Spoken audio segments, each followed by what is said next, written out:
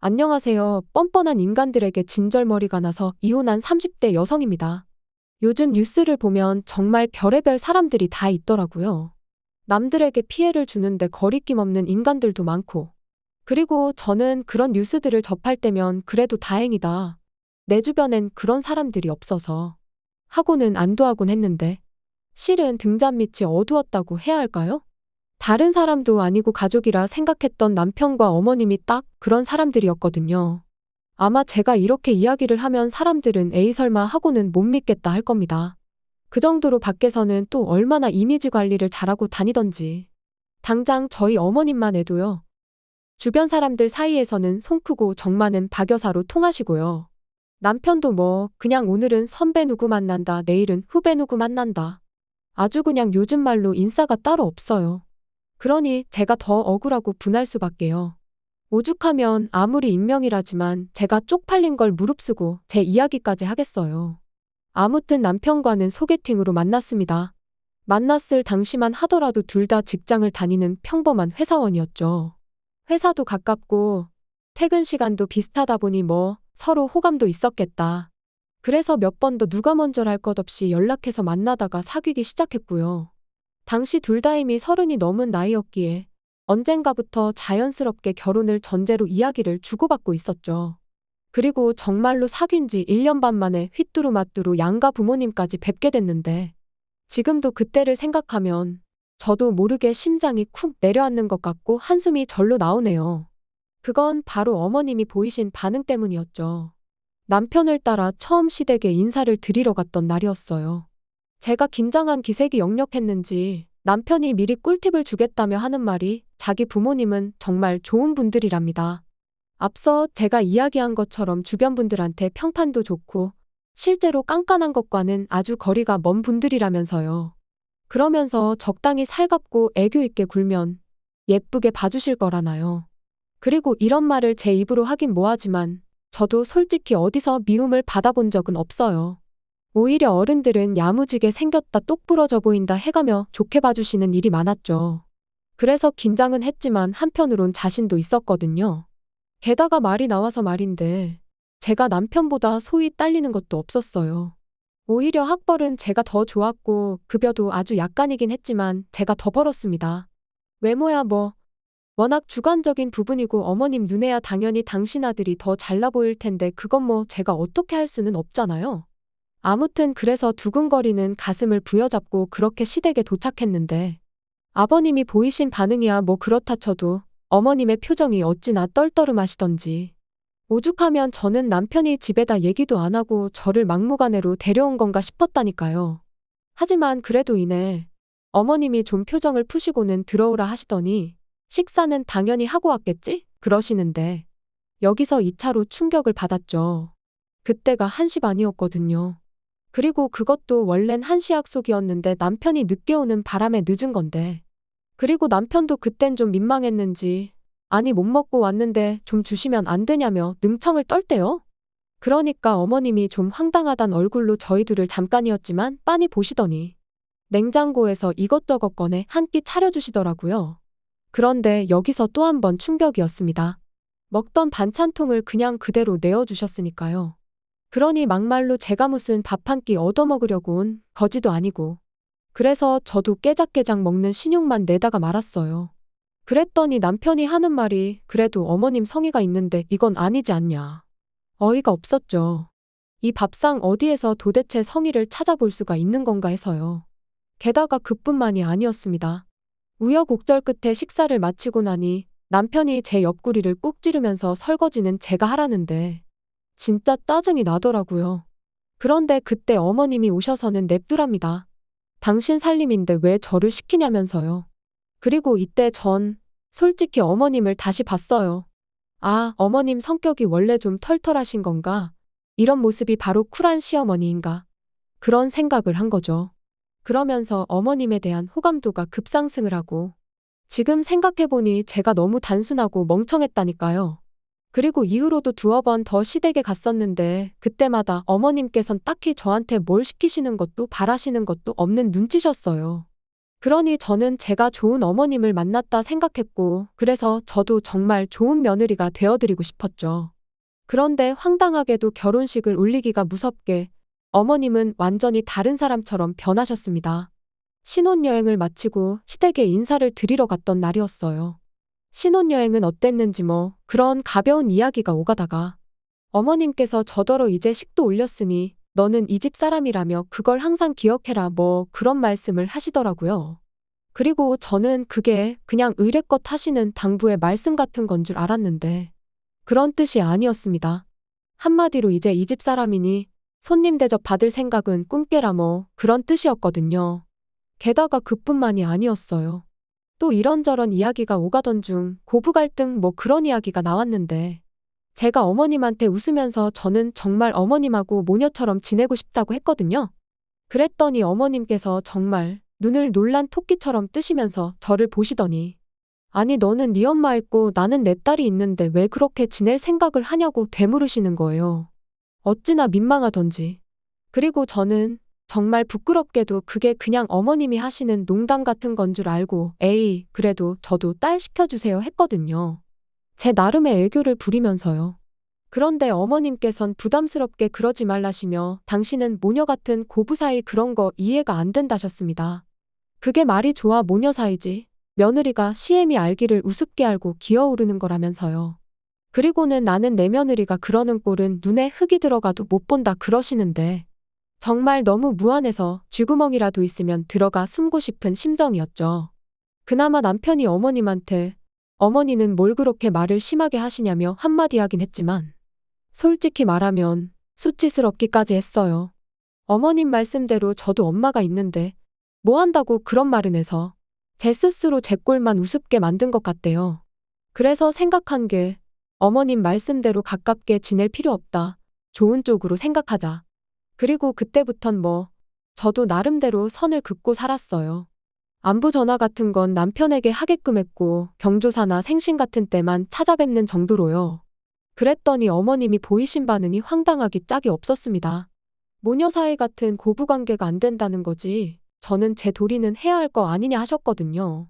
그리고 어머님이 말씀하신 며느리 도리라는 건 거의 무슨 하녀나 다름이 없었죠. 안부 전화는 물론이고 시댁에 밀린 살림도 저를 불러 하라고 하시질 않나. 심지어 당신이 약속이 있으니 저더러 회사에 휴가를 내고 와서 당신 가게 좀 보란 적도 있었죠.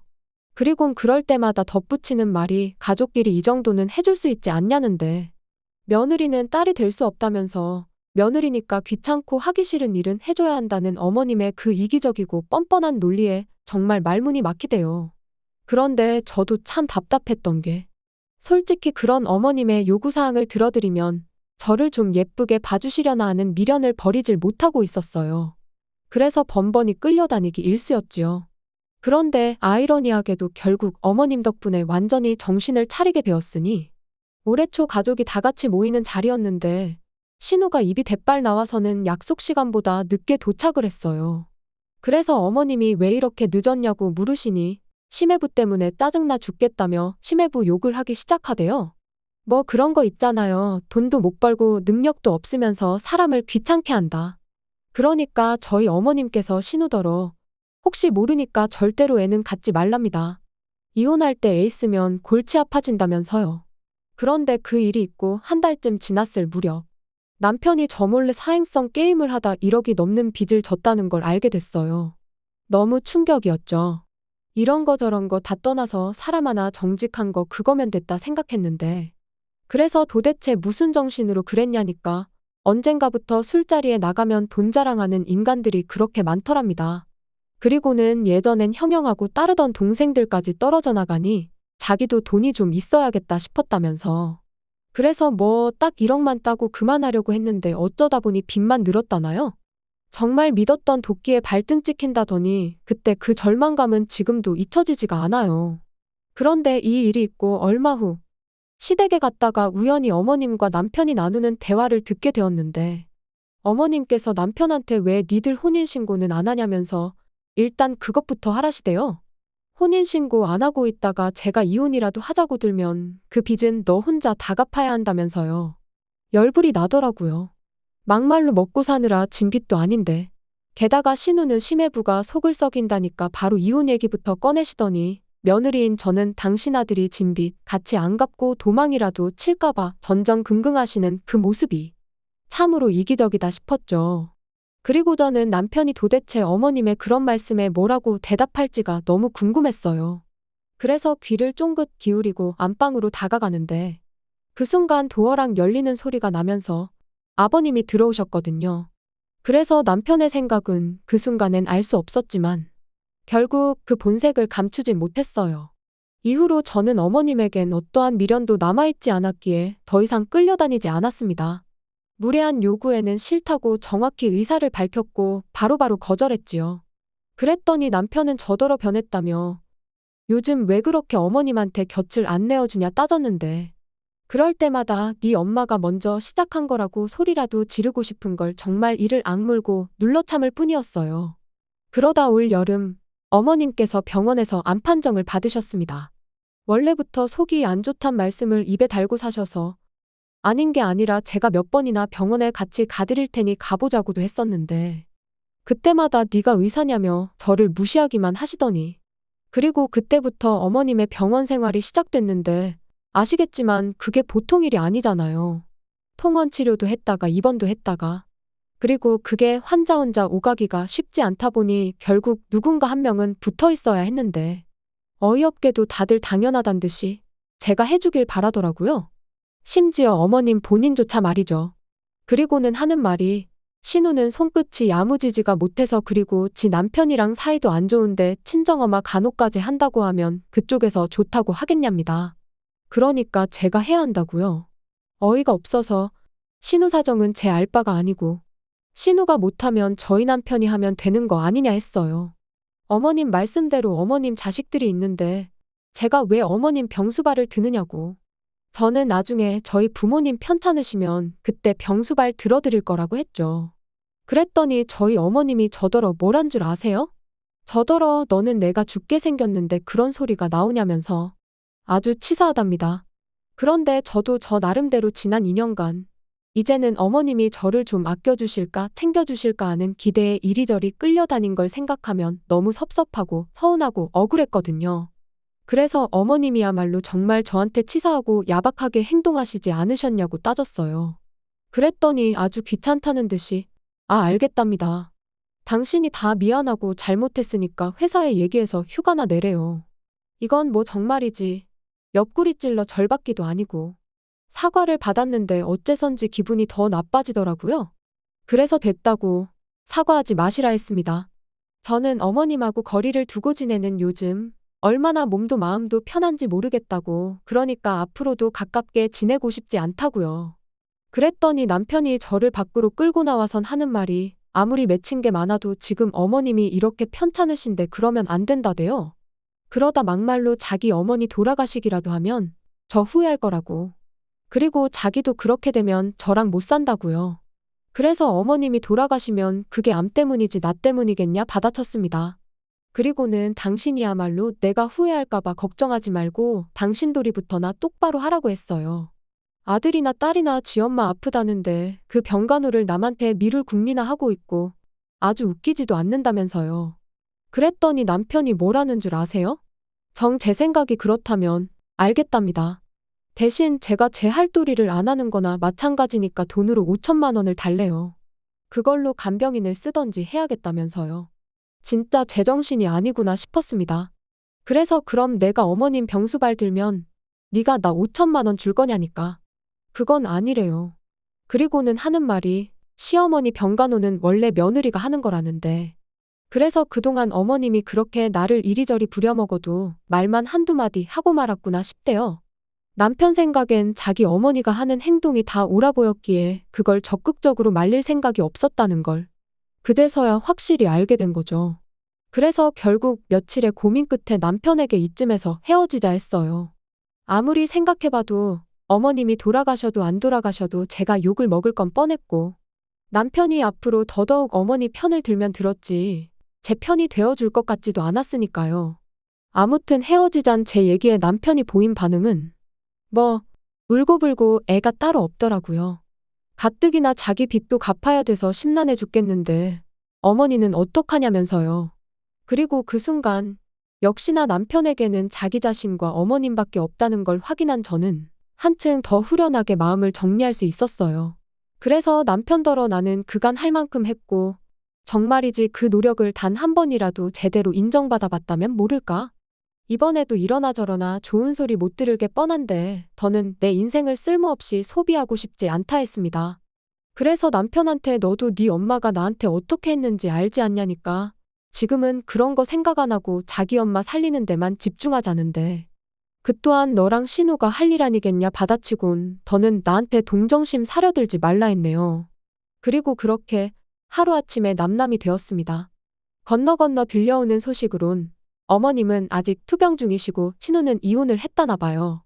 사유는 잘 모르지만 원래 둘이 위태위태했는데 이제 신우가 아주 어머님 일에만 매달리게 되었으니 그렇게 된 게 아닌가 싶기도 하고. 참고로 신우는 저한테 뭐 달리 나쁘게 한 건 없어요. 그래서 그냥 어디서든 잘 지냈으면 좋겠단 마음입니다. 아, 그리고 남편은 아무래도 아직 정신을 못 차렸는지 또 그 게임을 하는 것 같아요.